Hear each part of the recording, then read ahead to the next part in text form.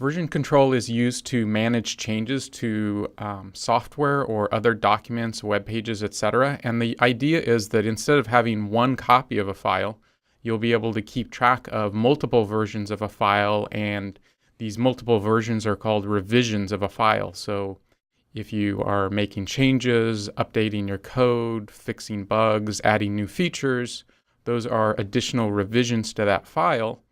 And you can go back in time and look at what a file looked like an hour ago, what it looked like last week, or even years ago, depending on the timeline for how long that file has been in existence.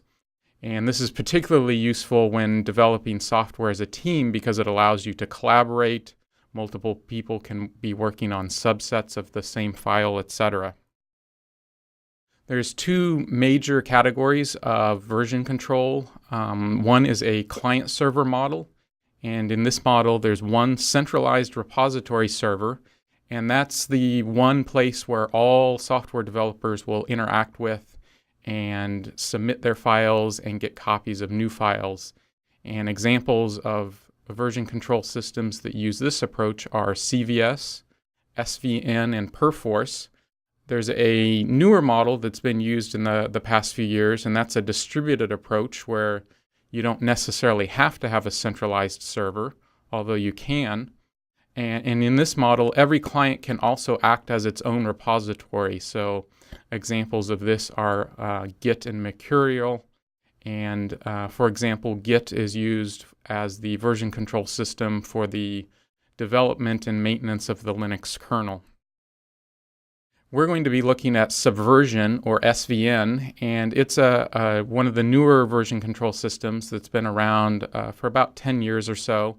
And it sees significant usage in academic research, government, industry, open source projects, etc.